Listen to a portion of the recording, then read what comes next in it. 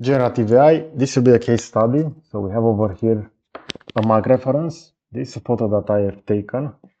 And I wanted to see if generative AI can recreate this mug.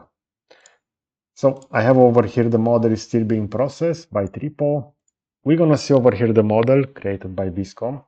And in this case, the model generated by Vizcom will be actually quite good. We see over here that I use a Sharp version 2 for that.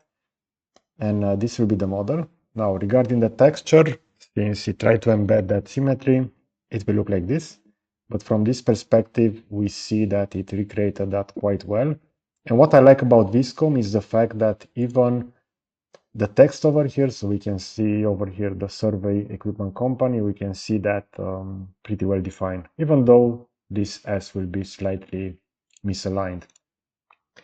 Now, let's check what other tools generated. So we still have Hitem3D over here that is currently generating this. I wanted to make this screen record while they are also processing. So we're going to see also the overall speed at which they will be generated. And at the same time, I also started over here with Rodin. So I'm going to generate the texture now. I'm really curious if Rodin will embed that texture just like Vizcom and have it positioned to the other side of the mug as well.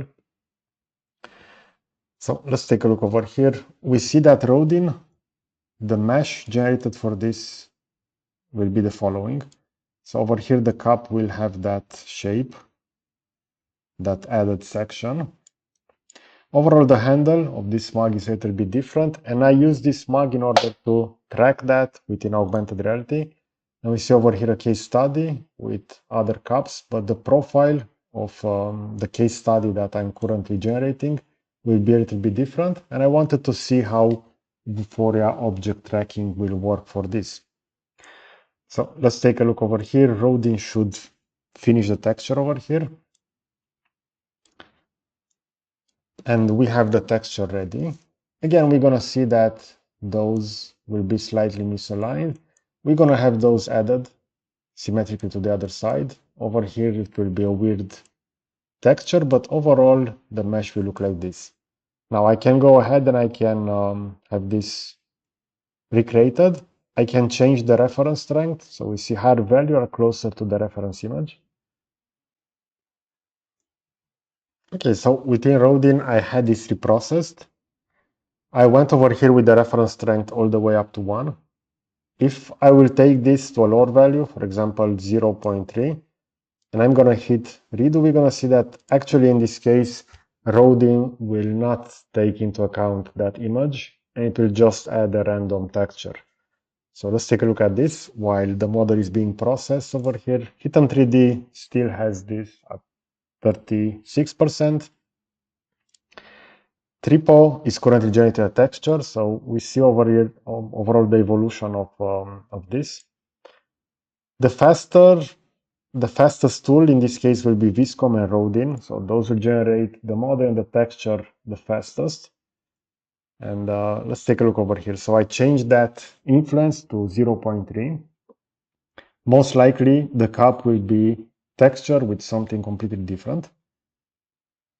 What I like about Rodin is we see over here that we are not using those credits. We can do those free redo. Okay. And we have the following mug over here. And we see all of those added graphic elements. So it's important to keep that reference strength. You can also change over here the PBR temperature. Let's say that I will go with 5 in this case, and I will hit redo. At the same time, we see over here Tripo almost finished the texturing for this cup. So overall, we're going to see the profile of the mug handle will look like this. Over here, this is a little bit better because we don't have that added geometry like Rodin added. Over here for this one, within Vizcom, again, we are not going to have that added geometry. Not sure exactly why Rodin decided to add that over here. If I'm going to remove the texture over here, we're going to see that it will have a little bit of added geometry. So if I will go over here for classic, I'm talking about this surface over here.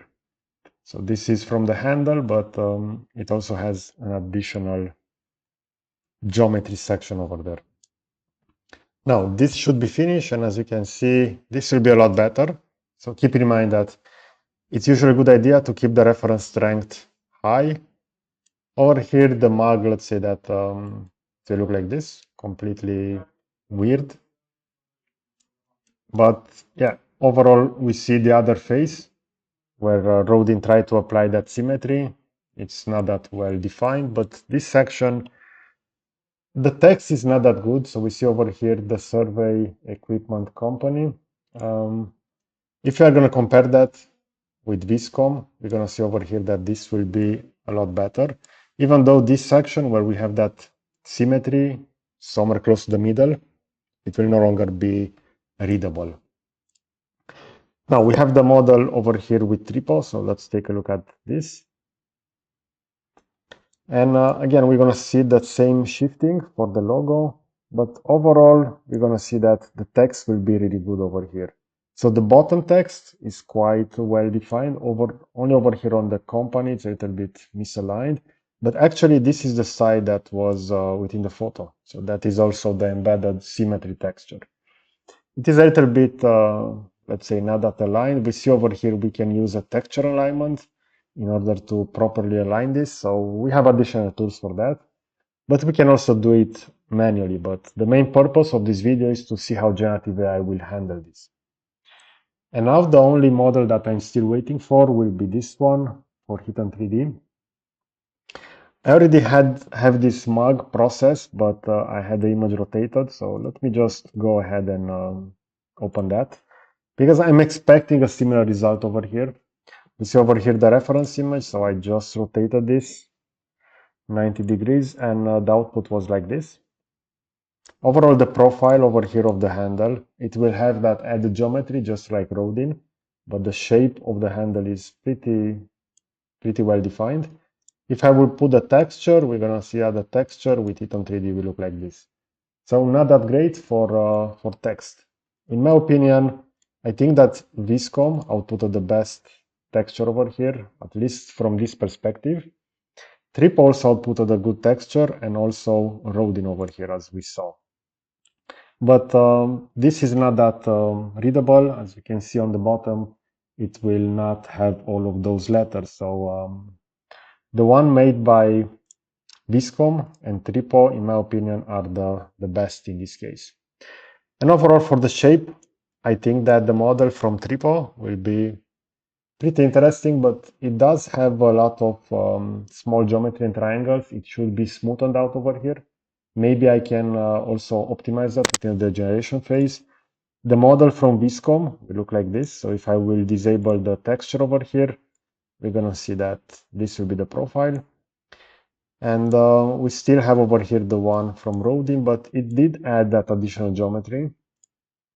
If I will just put this as classic, we're going to see that overall the smoothness of the model over here within Rodin, I think it will be a lot better, but it has that added profile, and over here as well, added profile, and not that smooth overall.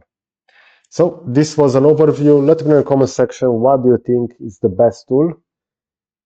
Also, if you consider that other tools, maybe Meshy or others, will do a better result, let me know in the comment section. I will also give them a try. So I hope you enjoyed this content. You're going to find a similar video on the left side, and I will also add a subscribe button to the right. So that's it. Thanks for watching.